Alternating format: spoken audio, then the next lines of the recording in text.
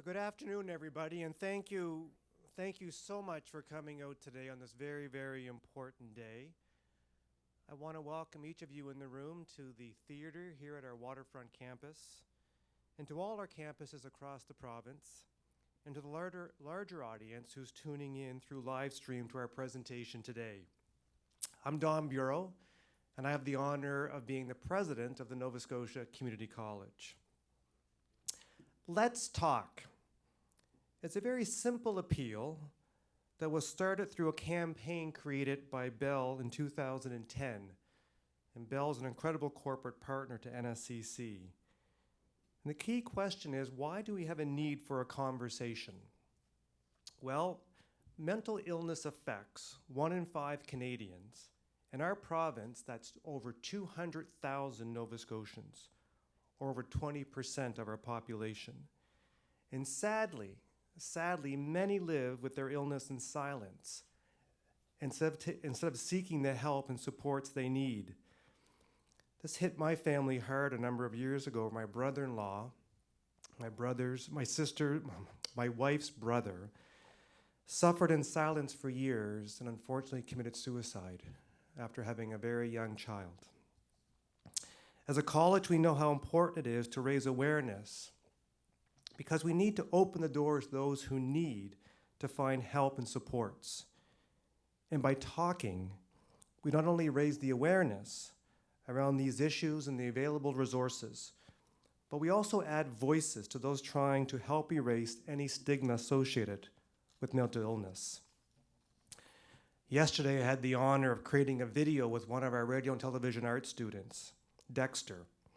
And he's also a Bell Let's Talk ambassador, and he's speaking out on the importance of speaking out. He's been living with depression, he's felt very alone, and so much so he became suicidal. When he realized he wasn't alone and could ask for help, he began to talk about his issues, and in fact, the healing began. Now he has channeled his experience into work as a mental health advocate. It's individuals like Dexter and our very special guest today, Andrew, who are helping inspire the Bell Let's Talk campaign conversation today. And Andrew, I want to express my deep appreciation for you being here today. Thank you. Thank you very much. We'll play a round of golf later. So in 2017, I'm very proud to announce that NSCC will be launching our very own year-long conversation about the importance of mental health. The Bell campaign provides a natural opportunity for us to bridge that work. And I look forward very much to that work ahead. So again, I want to thank each and every one of you for coming out. I want to thank each and every one of you to begin the conversation and begin that call to action about talking and bringing to the surface this very, very important topic. It's a privilege of mine now to welcome a dear colleague of mine, Kathy McLean, who's no stranger to this campus. She was once the principal of this campus, to come to the stage and introduce today's special guest. Thank you very much.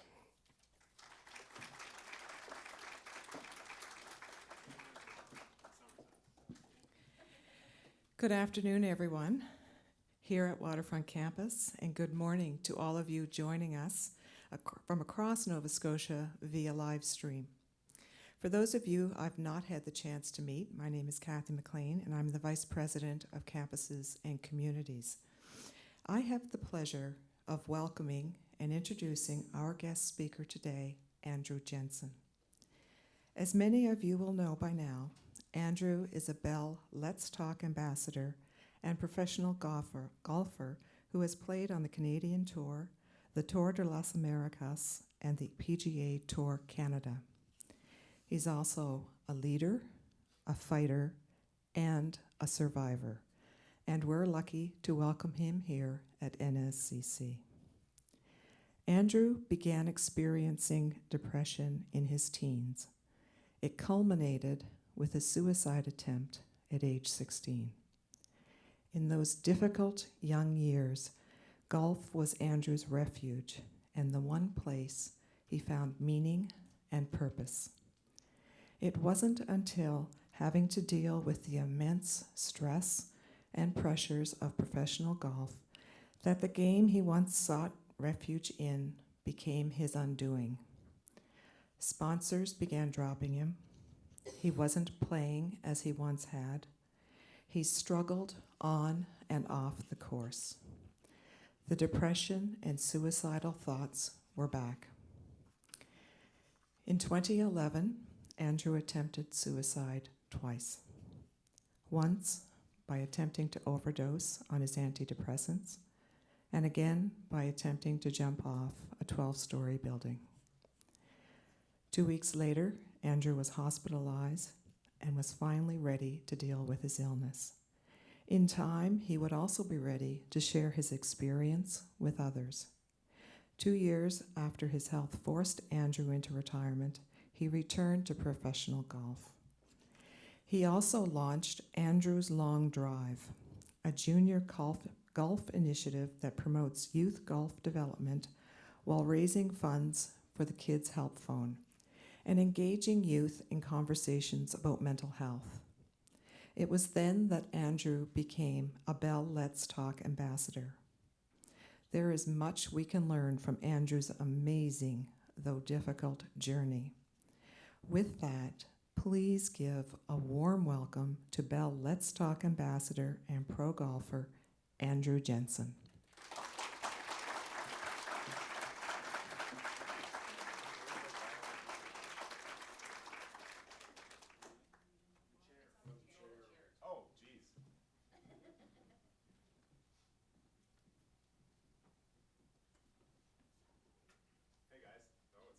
Is it on? Oh, there it's on. Yes, thank you so much for welcoming me and like playing a trick on me to like make me walk across the stage like that. Thank you for introducing me, and you guys got the Coles notes basically of my life and my story, and I guess that's a university thing. Whenever I've spoken at universities, they just read a lot more than anything else, but I guess because y'all are very studious. And yeah, so my name's Andrew. I'm from Ottawa. That's kind of East Coasty, isn't it? I do live in Jacksonville, Florida now, on the Atlantic Ocean, so yeah. I don't just look like a bozo who's like trying to acclimatize with you cool college kids.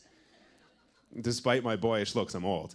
As you can tell, I've like aged a lot through the heck I've been through. Yeah. I don't know why that's happening. So I'm here to talk to you, right? It's Let's Talk Day, and we want to talk about mental health. And for me, it's very, very easy to talk about my health, in particular my mental health.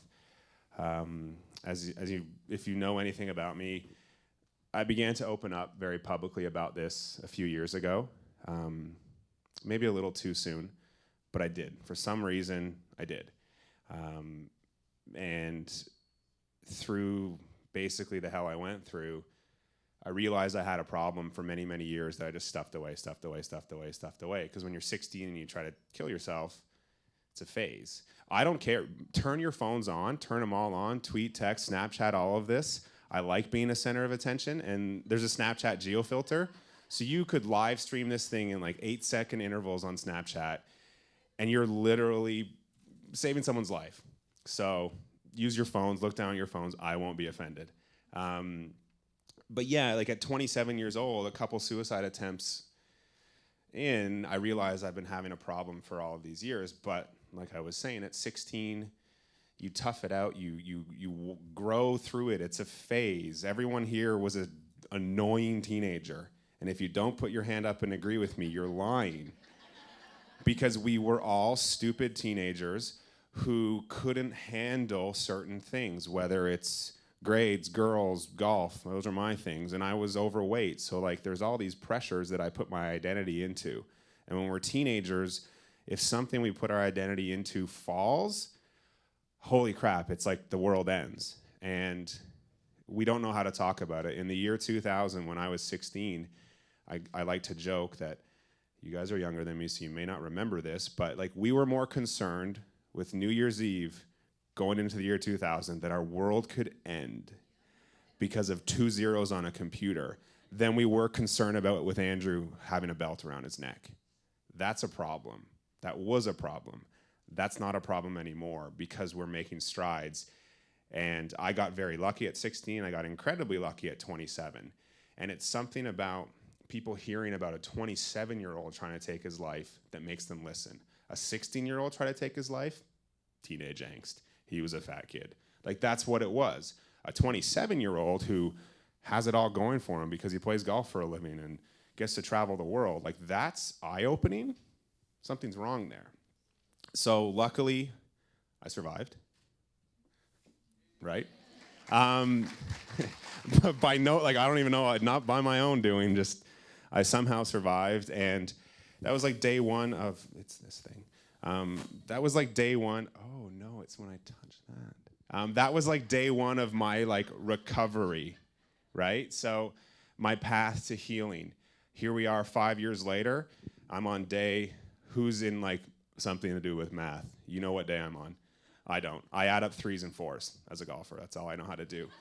But I'm on like day whatever of this path of healing and recovery, and it's not gonna end. I just got to speak with someone outside who told me, like, for the first time that they struggle too, and we could kind of connect on the fact that we're gonna continue to struggle, but now all of a sudden we're struggling together. Like, how cool is that? And that just speaks again to where we're coming as a country. But yeah, like I stopped golfing. I got back into golf a little bit later, a couple years later, and I wrote a blog because I have an ego and I care about what people think about me because I'm depressed. Like, my identity and my worth is this big, so if I can do something to make me feel like I'm worth something, I'm gonna do it. And if it was a blog, if it was whatever, that's how it started.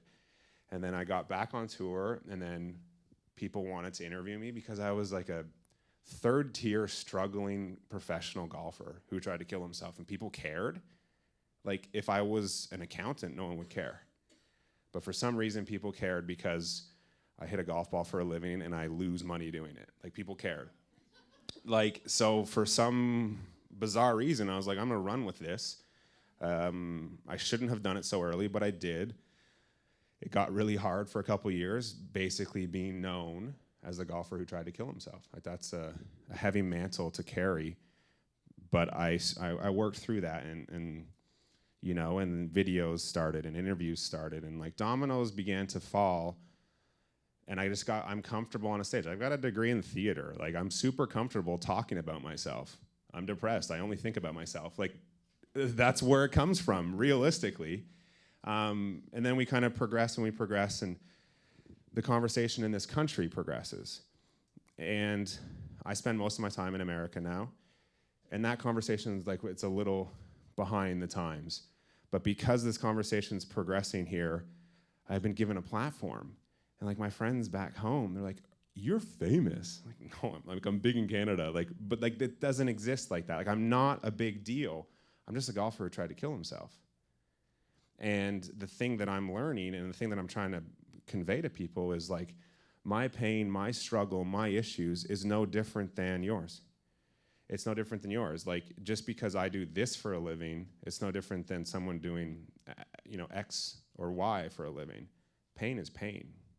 And if it's a shitty week you had because you failed a class, or if it's a shitty 13 years you have, it's pain, right? And pain is something that we all kind of click on.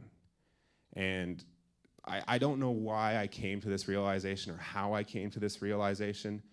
It's no different than like any of the light bulbs that go off in our head. Why do we consider our best friend? Why do we love our husband or wife this much? Like, we don't know. Like, we can't equate it.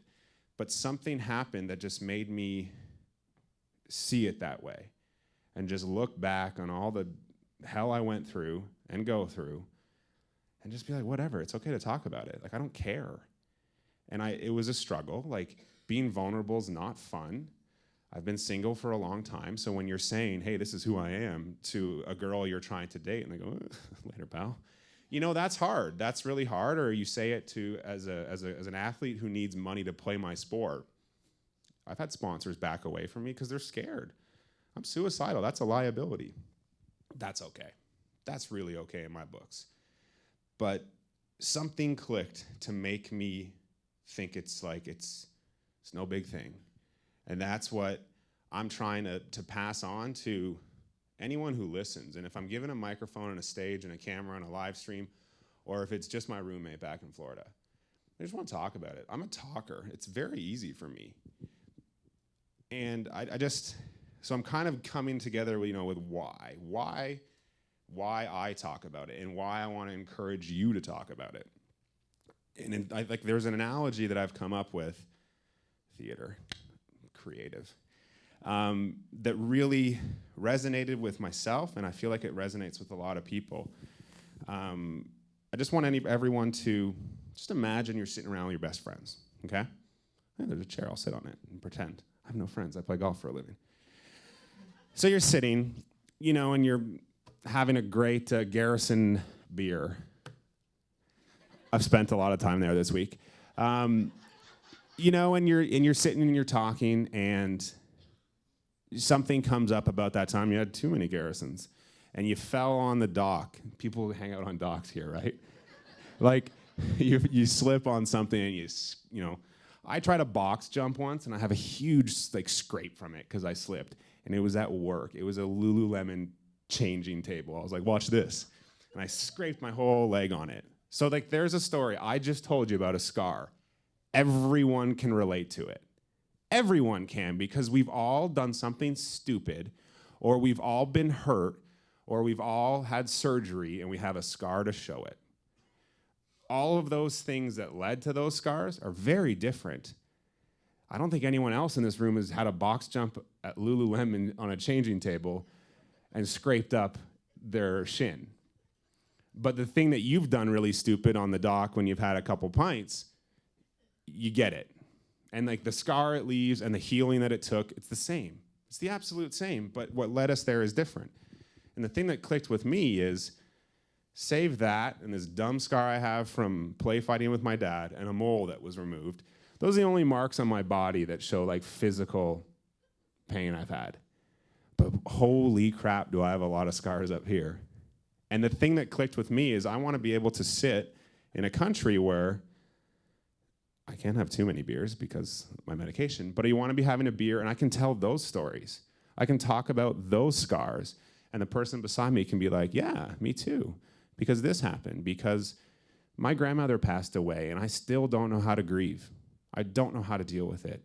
Or I got let go from my job and holy crap, I don't know what to do. There's all these different things that lead us to emotional scarring, just like the physical scarring. They're different. We don't kind of have it happen the same way, but how it feels and how it heals is really the same. And that's why I believe we should talk about it. Because there's nothing separating us from the process of feeling pain and having pain heal, right? So that's my big why. And then oftentimes when I talk or I write something, people want to follow up, how? How do you stand on a stage and talk about your suicide attempts? How do you manage your mental health? How do you do these things? I don't know, very difficultly. It's tough. It's really tough sometimes to manage this health of mine. But everyone in here, our health is difficult to manage. Our physical health, our mental health. It's all the same, it's all health. But for myself, I take an approach the way I approach my golf game. If I'm playing bad golf, I've played a lot of bad golf, so this analogy is really easy for me. I can look at, okay, how was I driving the golf ball? How was I putting? I'm going to bore you with golf, right? All these different things that lead into golf. But then it's am I overworking? Am I traveling too much? Am I in the gym? Am I doing all these things that kind of are a very holistic way to play good golf? It's not just hit the golf ball further and straighter and make more putts. It's not that simple. There's a lot of things that go into playing really good golf at a high level. And that's exactly how I approach my health. So the analogy I want you to imagine is a wheel. Let's think of a wheel. Think of a bicycle wheel. Here's crowd participation. What holds a wheel together? Spokes. Yes. Nova Scotia Community College, you killed it. spokes. There's spokes to this wheel. And if a few spokes break, the wheel's still gonna go. If more spokes break, holy crap, the wheel's gonna be wobbly, but it's still moving forward. So basically, that's me, that's my health, that's my well-being, is that wheel. And the spokes for me are, like I tweeted this morning, my medication, my Starbucks coffee, my therapy, my mindfulness, my meditation, music. Music's a great thing for me to just be happy and just be uplifted.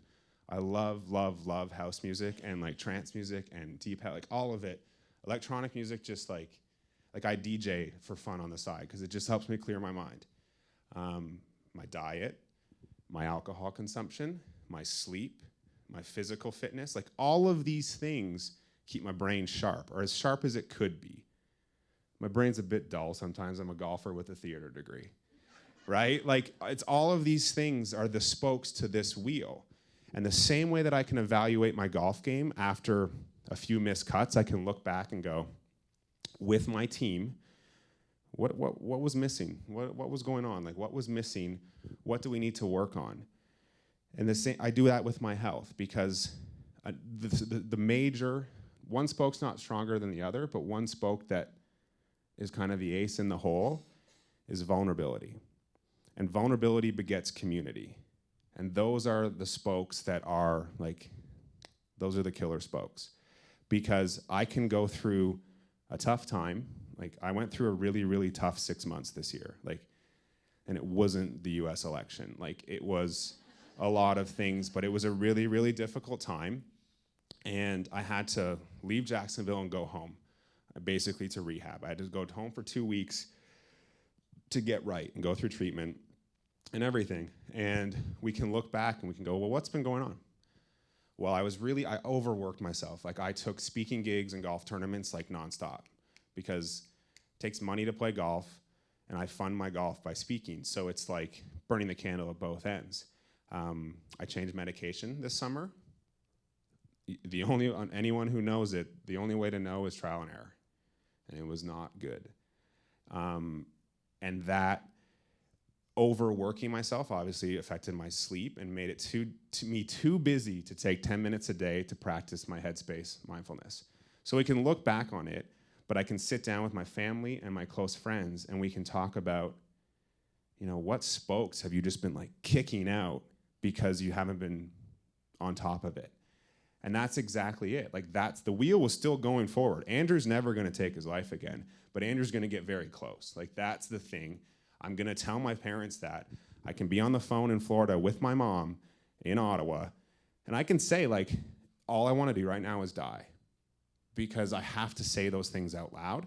And she can be like, whew, she can hear it, but she knows I'm not gonna do anything, and she can still rest her head on the pillow at night and know that the next morning, her son, 2,000 miles away, is gonna wake up. Like, that's that community, that's that vulnerability. Because I opened up who I am to the people that I love, and the ones that love me back stuck around with me. Some people are gonna walk away from you when you open up about anything. Any bit of vulnerability can push people away. That's totally okay. There can be people listening to this right now who hate everything I'm saying, because I'm just revealing myself. I'm pulling back all the layers of the onion. I'm saying, this is me. People might not be comfortable with that. That's okay. That's totally okay. Because for every person that's uncomfortable, there's someone that is very comfortable with it. So that's kind of the why and the how. How do I stay as strong as I can? I don't think I'm strong. I'm incredibly weak. I'm incredibly broken. And I'm gonna go home after a week in Halifax, and I'm probably just gonna wanna crawl up in bed and not leave for a week because this has been draining. It's been exciting, it's been so much fun, but it's adrenaline. Like I'm just rolling with everything fun, but I'm not paying attention to myself, and I'm gonna be down. That's okay, but luckily my dog's back home in Florida, and I just can like relax. And it may take a day or two of catching up on my sleep. Like I'm using serious face cream to not show the bags under my eyes right now. But it's gonna take some time, and I'm okay with that because I'm gonna go back home to Florida, and my roommate knows this is part and parcel of what comes with me. So she'll help me, and she'll be like, take a day off. Because that's like a spoke to this wheel that is Andrew's health, life, whatever word you want to call it. And I would just want to encourage you guys to take that approach and find those people that are close to you. Arguably, some of the people you came in this room with are those people for you. Like, find those people that you can be vulnerable with and form a community with, and that you can say, like, this is who I am. I hurt. I don't know what to do. This test, this exam, this final, stressing me out like crazy. Or this dude, this girl, man, they suck, but they're stressing me out and I need something to talk to or someone to talk to. Like, that's why. Because you want to go, hey, you can't see all these scars. And just because I'm diagnosed depressed with suicidal ideation with a peppering of anxiety, it's no different than someone who's just had a bad week. It's just pain. That's it. I'm not more special. My pain's not bigger, stronger, or better than anyone else in this country. You know, Clara Hughes's mental health is not more important than mine, not more important than Steve Gomez. I don't know who Steve Gomez is. Like, I just made a name up. Like, it's all the same. We're all Canadians. We all hurt. We all love. But let's put those together. And on a day like today, use this resource of this hashtag. Use this for good, because some people may think, oh, whatever, like, it's just going to get lost in the shuffle. But if you are hurting and you want to reach out and say something, people will listen today. Like, I had someone who a couple times a year tells me he's alive because of me. I don't think about it because that's crazy. And he posted an Instagram photo today, and it's like, I texted it to some of the Bell people and to my mom, and it's like, this is why we do it. Because his wife and dog thank me. I'm a dog person. Like, that's so cool. But he's alive because of me. And him sharing that today is a day where everyone is cognizant of this movement. So he can share that to his, whether it's 15 or 1,500 or 15 million followers, people are going to notice it. People are going to pay attention to it. If he shared it in July, because he's just having like just a moment, having the feels, people may not pay attention. They may just gloss over it as, oh, it's an emotional post. Like, my Instagram is very golf and bit like speaking centric, but every Wednesday I post like Wisdom Wednesday, like a quote. There's times where they're going to gloss over it, but today people are going to kind of pay attention to it.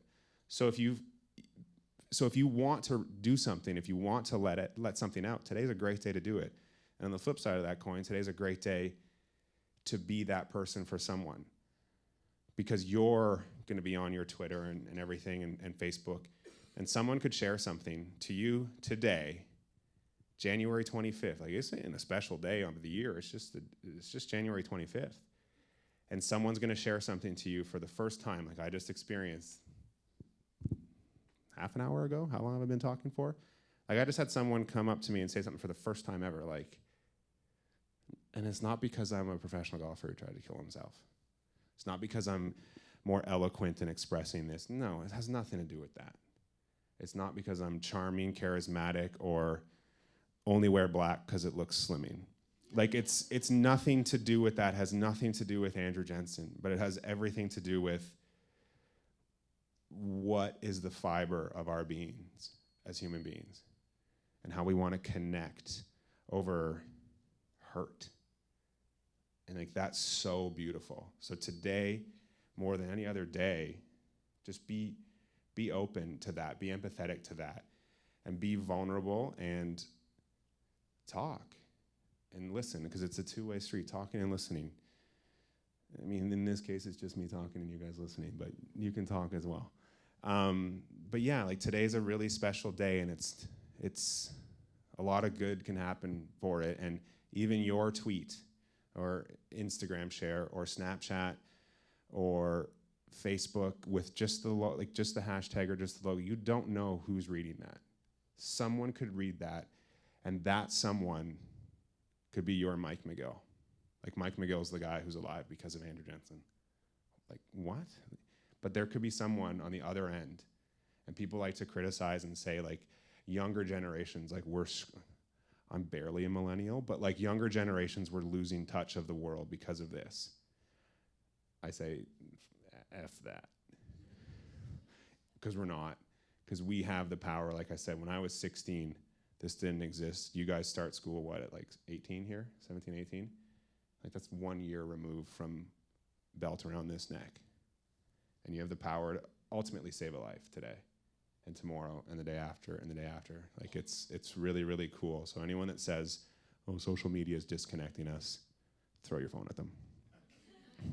So yeah, we can do like a Q&A if you like. But there's a microphone that's going to pass around because it's live streamed. Like the people on the other end want to be able to hear the question, and I'm going to Snapchat you guys because why not? And it's going to be a selfie. Say hi. Oh, there's empty seats. Can't show those. Say hi, Nova Scotia Community College. Woo. Andrew Jensen, 54 on Snapchat. It's so funny. Hi. Oh, there's empty seats. Can't show those. Say hi, Nova Scotia Community College. You're beautiful. Yes. The microphone's not on. It's not on. There it is. Okay. What do your close friends and family think about you being so public and talking about this? I don't ask them. No, I think like I get told like I'm courageous and it's like it's inspiring and all of that, but I don't really pay attention to that. I don't think it is. I don't think it's courageous at all. It's just Andrew blabbering on. I think obviously they're probably very proud. Like I grew up with a father who was a professional golfer, and I play golf, and it was one of the like everyone I wanted to get his approval, and it took me having to jump off a building and begin to talk about it to know that my dad's proud of me and my dad loves me. So I'll always fall back on that. Like I know they're very proud of me, but I don't think it's my family's story, and I have a lot of friends that commend me for what I'm doing, especially back home in Florida. Like a lot of people today are like, this is so cool, this is so cool. And it's very easy to do that because it is very cool. Like I'm very, very lucky. I'm very fortunate to have a platform. But when you know what they really feel when they have to deal with depressed and suicidal Andrew, that's when you know where they really stand. Because it's very easy for people to commend me and go like, that's so cool. As a single man, like it's very easy dating's impossible these days, right? Raise your hand if you agree with me. Like it's really, really tough. Like we're really flaky and we're really connected and we're really flaky at the same time. And I get a lot of, in my experience, women who can we're friends, they know what I'm doing, but then the minute I have to actually say like, whoa, hey, like I'm struggling right now.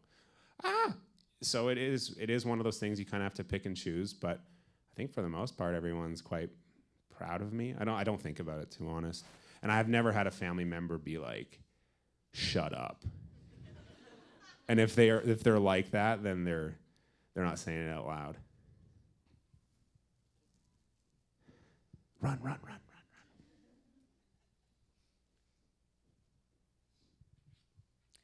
Hi, Andrew. I really enjoyed your talk today. Oh, thank you.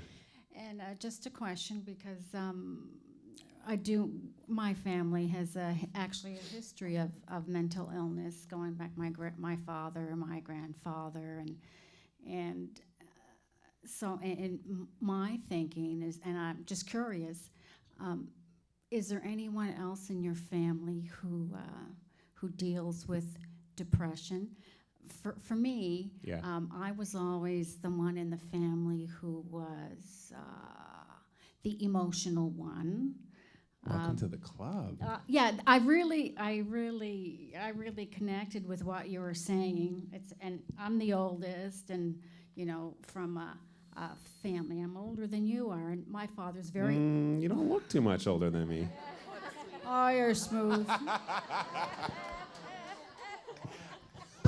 But anyway, and I do see it like in my children as well. I mean, I've got ADD in both of them. So, I mean, I sort of tend to think of it as there's something, a clinical condition with your brain, right? And the biggest thing for me is, I mean, I've always spoken about it because it doesn't bother me. My thing is that with the stigma, sort of people think, well, you know, you're emotional, but just because I might be dealing with depression doesn't mean I'm not intelligent. Yeah, because like a lot of people, I've experienced it a little bit with some friends at times where they think it's a crutch. You're using it as a crutch. But in terms of family history, yeah, my dad's an alcoholic. Alcoholism, he's not an alcoholic. But all of his brothers, like we had 2 of them basically die because of it. So, and anyone that knows the science of it, depression, alcoholism, it's one and the same in the brain. It's like you're cutting a deck of cards, you're getting one or the other. And that's probably why I've always steered away from alcohol. Like I reference beer, but like I like a beer or two because I like to try different ones locally, but you're never going to see me hammered ever. And family-wise, like when my grandmother passed away a couple years ago, we, after the fact, found out she had been dealing with depression her whole life. So I think it does affect a lot of people in my family historically, and it kind of it brings to mind a question I had the other day about, like, you know, is an epidemic now because more teenagers seem to be standing up and having these issues, and I don't know if that's the case. It's just because we've pulled back the veil and we're saying, like, no, this has probably been existing for a long time, but generations above us didn't talk about it. But kind of going back to the first question, I've had a good amount of family members kind of always in like the cryptic way of like, you're helping more people than you know. Like I've had that amongst all the Jensens, basically. Like our side of the family, we're pretty messed up. Like we're very, very close, and I'm so proud of my family. Like I love my Jensen kind of heritage, but oh gosh, we're screwed up. But like I've had a lot of family members like, yeah, you're helping me more than you know, or like, don't ever stop. And it's just like, because it statistically, it's going to be 1 in 5 of us. I'm only from a family of 4, so you know what I mean? Like it's going to be there, and I think we're going to begin to, if and when I ever have children, I'm going to basically like, here you go. Like if you're a Jensen man, you're going to have prostate cancer. Every Jensen has had prostate cancer, so I'm going to get it. But if you're Andrew's child, you're probably going to be depressed. Like, I don't know. Like, I feel like it's very likely. But just how, like, I could say every Jensen man has prostate cancer, and people go, yeah, that's normal. Yep. Well, let's get to a place where it's like, my son's got OCD. Yeah, okay.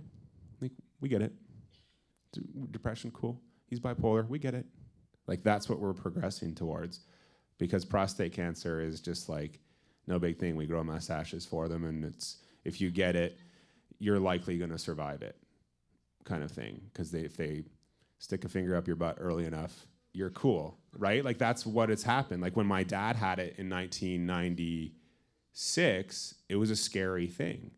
And my 2 older brothers, they got it 10 years later, and it was just like, it's gone. So if and when I get it, it'll be like, I'll be able to sneeze and it'll probably go away. Like that's where we're progressing towards. So let's get to that point with mental afflictions, basically.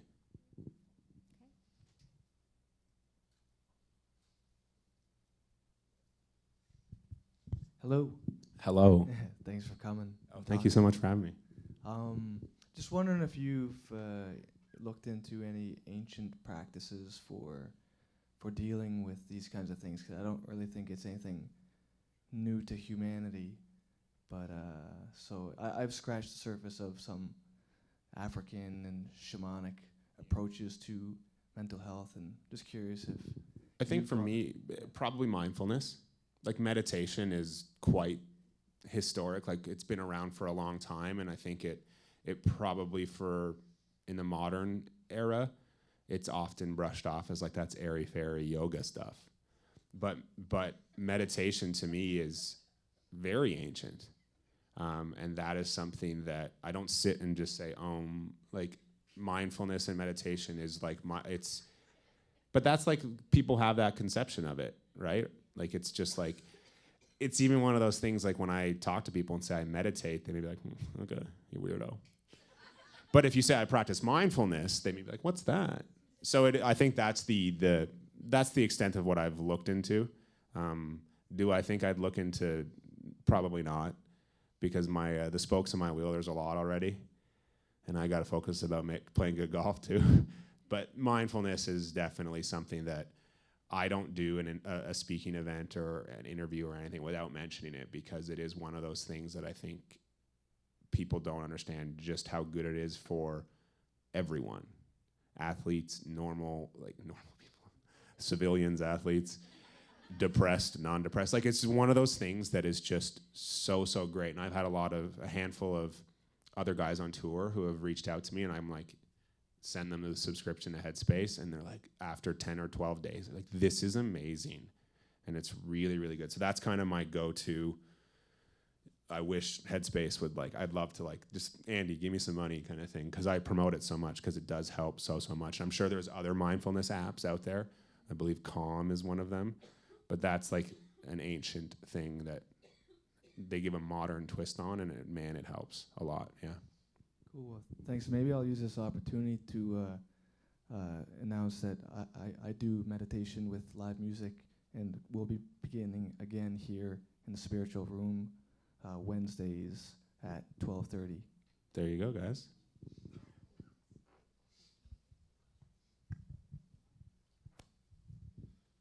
Hi, Andrew. My name is Stephen. Hey, Stephen. I'm just wondering,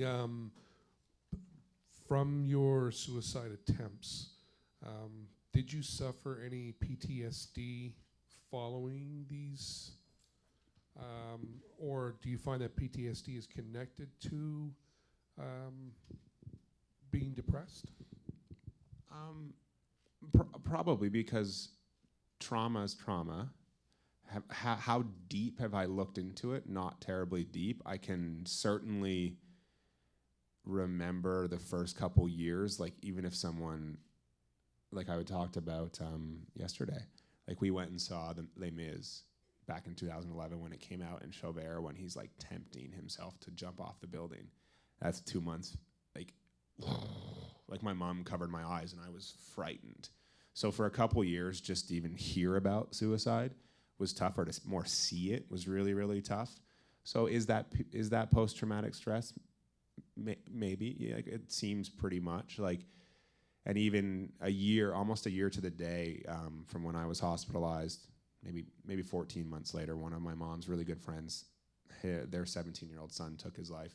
And my parents were hesitant to tell me, because they're like, would it make Andrew want to think about those things again? And thankfully it didn't, because it just made me think about I wish I could have said something to him, But yeah, I certainly would imagine I still sometimes shudder at the thought of it, because I think about it, but sometimes it's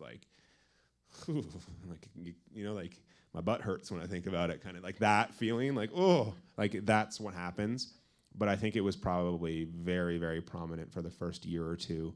But then just over time and over this course of healing, I developed anxiety instead. That's basically what happened. So, yeah. Thank you very much. Thank you. We have 2 up here as well. Run. Faster.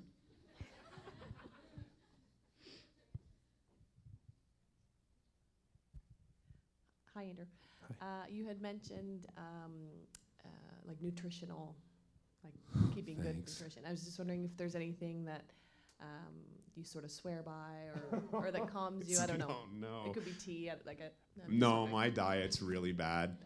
I pay attention to it. I know I need to eat well and have a nutrient-rich diet. But man, Chick-fil-A is so good. We don't have Chick-fil-A in Canada. And one of those things, traveling, it's very easy.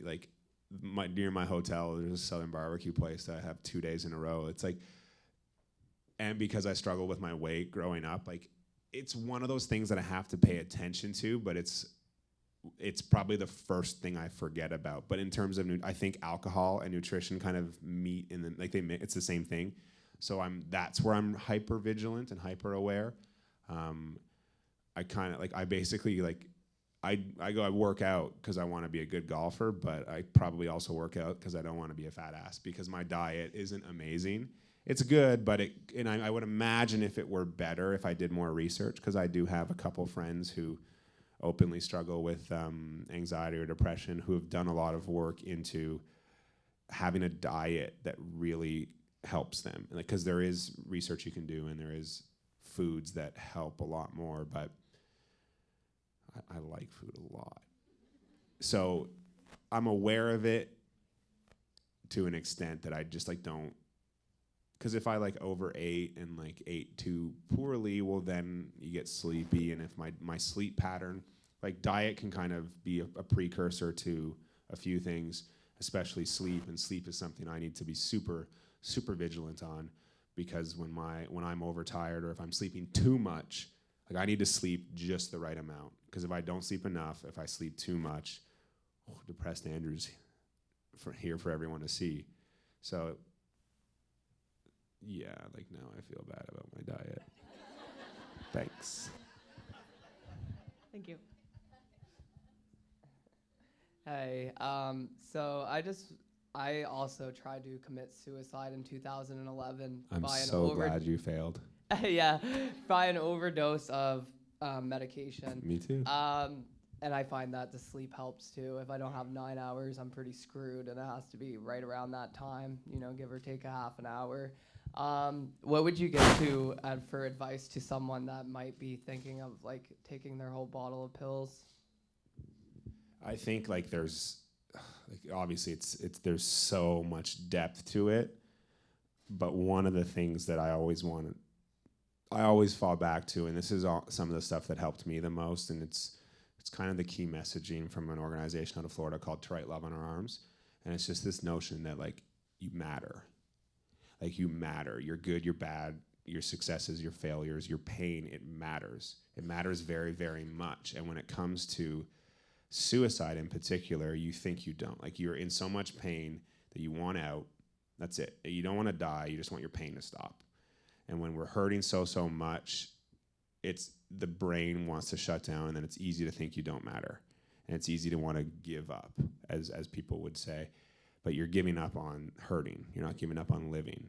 And it's just that notion that you matter very much, and that hope is so real. Because in those moments, you have no hope. And I think if at the core of your thought process, if you are in that place, like it's hard. I've been in that place many times, and you can say any cliche you want, but it's still really, really hard. It's arguably that I would never wish it on anyone.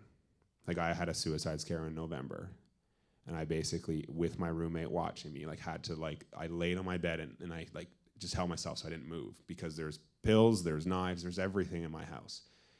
I would never wish that feeling on anyone. And I can't equate that feeling. I can't describe that feeling. Like I'm very articulate, and I cannot describe that feeling at all. But even the fact that my roommate sat there with me reminded me I mattered. And even if it's some obscure golfer on a microphone in Nova Scotia saying you matter, or a friend sometimes saying like, hey, it's worth it. It can really cut through all that, and just, because there's times where I don't think I'm worth it still. I don't think it's worth it. And I mean, I have tattoos reminding myself to not give up when I hate them sometimes, because they hold me accountable. And sometimes I fascinate about taking my life, because how beautiful would that be? Like if this were a movie, how poetic would it be if the person who's talking about suicide actually dies by it? Like it is moving, it is poetic, and I think like that. I'm a theater student. Like I think in terms of beautiful stories. So that's something that comes in my brain, but the knife that cuts through it all is that like I matter very, very much. And this, in my mind, this house of cards that I build sometimes, even if it crumbles down, I'm gonna be okay, because my life's worth something. And I'm getting to the point where I have family that remind me that, I have friends that remind me that, and then you guys all remind me that, basically. Like, as much as I feel like people may be like, oh, it's an honor to have Andrew do this, X, Y, Z, I'm giving so much to you. You don't realize what you guys give me. Like, I'm past catharsis of talking about this, but my issue, my biggest concern is not good enough. My biggest thing is I'm not good enough. And when I get to talk to people like this, the fact that you're in this audience, that you chose to spend an hour of your life to hear me talk about my life, you're telling me I matter. You're telling me I'm worth something, because that's what I lose. That's the first thing I lose, is my self-worth. And I want to help so that I feel worth something. That's why I do this. I do this very self-servingly. I'm sorry. Like, I love it, but at the core of it all, you guys are telling me I matter because you're giving me like your undivided attention. And that's exactly, even if this is a one-on-one conversation with someone, you give them their undivided attention and you tell them and you show them they matter, you can save a life. Thanks. Thank you.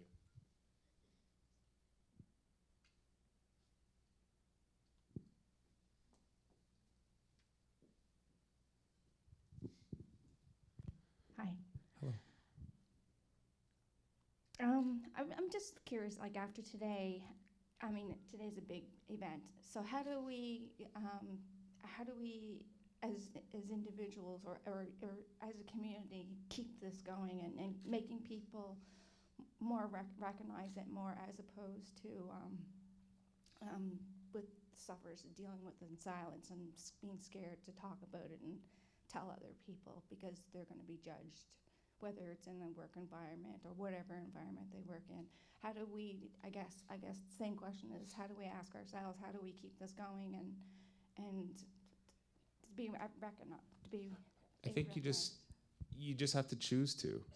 You just have to choose to kind of lean into that discomfort, lean into that vulnerability, and lean into that unknown of keeping this going, because it is a scary thing to think about if it's for you personally or if it's for someone else. You just have to choose it. But you also have to be very realistic.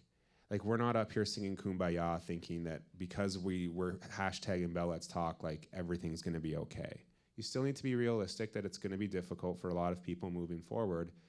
But as I always come back to, I want that person alive to go through that, right? Like, and that's like a message, that message of story. Like, your story doesn't go on without you. So you just have to choose to. But in the sense of being realistic, is it could be difficult. Someone could lose their job because of these things exist. Someone could lose a relationship because of these things. But everyone in this room, think about the person that you love more than anything right now. Someone came to everyone's mind. Think about if that person was going through hell, you'd be there for them. And then you being there for them, no matter what it looked like, no matter how unknown or how uncomfortable, or even if it's just sitting with them and sitting in silence, because we just don't know. There's a lot of power in not knowing. But a lot of us want to fix, want to just put our hands around hurt and just hold it until it stops for someone. But sometimes we can't do that. Sometimes we need to accept we don't have the answers, but we need to accept that being there for someone, come hell or high water, is worth it, because it shows them that, like I said earlier, like whatever they're going through, whatever big, small, or in between, it's worth it to you because you love them. Like, kumbaya, we love everybody. It's true. It's how we were made. We were made to connect and love. So you just have to choose to keep it moving forward. And whether it's just by your own doing or circumstance, like circumstances gave me a platform to keep it going even when I probably didn't want to or probably shouldn't have, but I did. And here we are, 3 years removed into me being a Bell Let's Talk ambassador. I'm in a city for a week that I'm not from, right? Versus 2 years ago, I was in my hometown for 2 days. It's moving forward, and then just roll with it because you choose it. You choose it. So you have the power to keep it moving. And then one person, two people, three, all of a sudden we're a community. It's cliche, but that's exactly what you have to do. You just have to choose it and give a middle finger to the people that don't want to. And just stand strong because you want to show that it's worth it. Thank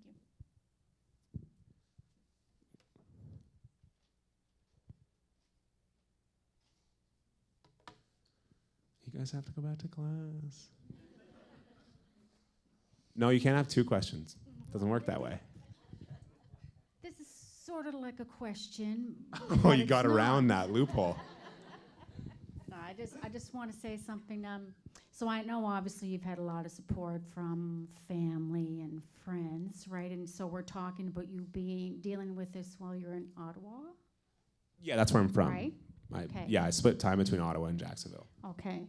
And so in Canada then, I'm just thinking, like, how much support did you get from the healthcare system? This is a question, and these are the topics that I don't have answers to because I'm a golfer who tried to kill himself. That's where I'll gladly say that, because I don't have answers to that. My personal experience, I went through the healthcare system with ease, but I hear a lot of it, people don't. I got very lucky. I went into the hospital, I was admitted, not within 15 minutes was I in a room being evaluated for the third time by a psychiatrist. And I was in the hospital for 3 days, and the psychiatrist taking care of me offered me 2 suggestions and therapists. I called the first one, he had a cancellation the next day, we went to it. My parents said, we don't care, we'll go into debt if we need it, we're gonna pay for your therapy. So like I got very lucky with the healthcare system. So maybe my experience with the healthcare system is glowing. It's amazing. But I've heard horror stories, but I don't have an answer to that, unfortunately. No, I just wanted to share here. We recently in Nova Scotia had a situation where a 14-year-old took her own life, and this young lady is my cousin's daughter, and this young lady had been to a doctor for a prescription. She was dealing with depression. It's pervasive in our family, but anyway. And so she was being monitored, et cetera, and then felt that this medication wasn't working. So she went back to her doctor, and they tweaked the medication. And she said to the doctor, you know, like, I feel like I'm gonna want to kill myself. And there was no place here in Nova Scotia, there's no place that these young people can go to get well, to be monitored. So she went home with her mom and took her own life. And to me, like, that's really sad. I'm thinking here, well, like, you know, what can we do on this day? I think maybe it's a day to ask for some support. But we are. And like I said, I get this question a lot, and I travel this country to talk about this. And my response to it is twofold. And it's very easy to, I mean, any suicide is so tragic. It's a loss. Like, and I know, like, my first time I went to the doctor, I was over-medicated and my doctor gave me tons of samples because he knew I traveled and I struggled to make ends meet. So I tried to overdose on them. So that's an experience with the healthcare system that's not good, okay? But the thing is, this can make people uncomfortable. We're doing everything we can, and it's a slow process. And we're still gonna lose people in that process. And we need to accept that. We can't play naive and think, oh, we're just gonna, it's gonna go away. Think of it what you will, suicide will not go away forever. It's gonna happen. But it goes back to the adage of people saying, well, if you affect one person, it's worth it. Well, statistically, 1,000 people take their life in an X amount of time, and this conversation makes one person stop, 999, we're doing the right thing. And a lot of times when something tragic happens, we want to be able to point a finger on something. And the healthcare system is brilliant, and it sucks at the same time. And what we're doing today, people may criticize and say, well, you're just talking, you're just raising awareness. We're raising a shit ton of money. And that money goes to programs that didn't exist when I was 27, that didn't exist when I was 16. And because those programs exist, people are alive. And then it's chicken or egg. Do you create a system that has all the access in the world and it's flawless? and no one gets missed in it. But we're in a country where we don't talk about it, and no one's using the system.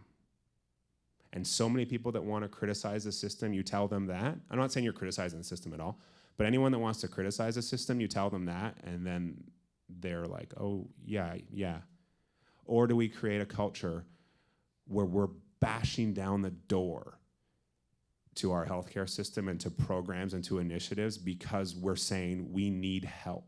And it's not just suicide, it's eating disorders, it's alcoholism, it's bipolar, it's the whole gamut. But what we're doing today by making, I always joke, George Cope reach into his pocket and give even more money, we're creating that system.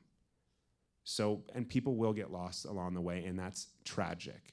I could get lost along the way. Statistically, do you know how high it is for me to take my life now? It's so high. It's in the hundreds of percents. Like, it's not just 100, like, it's so high. I could get lost along the way. That's just, it's part and parcel, and it sucks, but it's true, and that goes back to, like, the being realistic.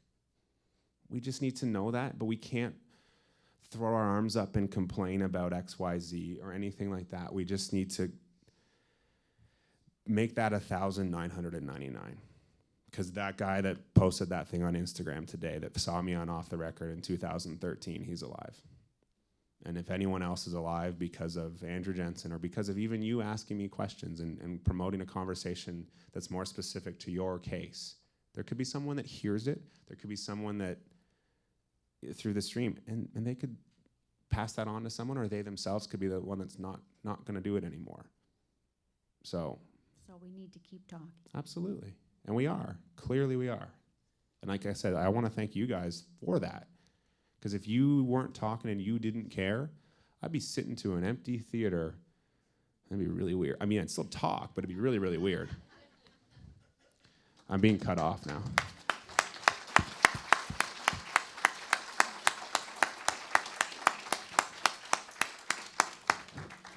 Thank you, Andrew. Your truly inspiring story is invaluable in bringing to the forefront the real purpose behind the Bell Let's Talk initiative. So on behalf of the college, I want to offer our thanks for stepping forward and having the courage to share your story. And I want to present a small token of our thanks. So you'll be... Now, NSCC is me, is you.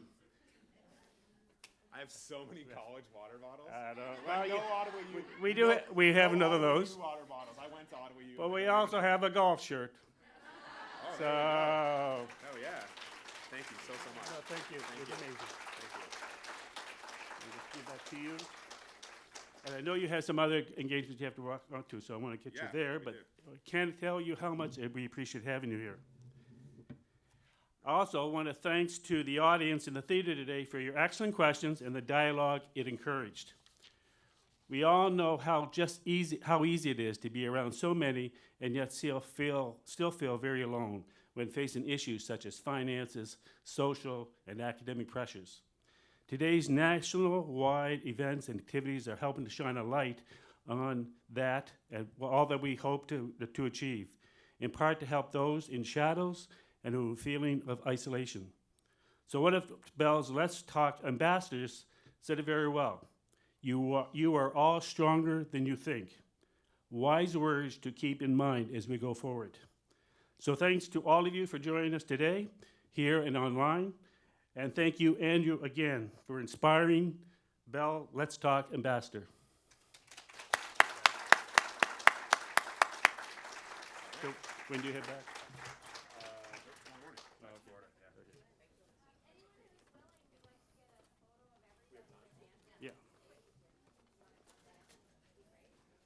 Why don't you guys just all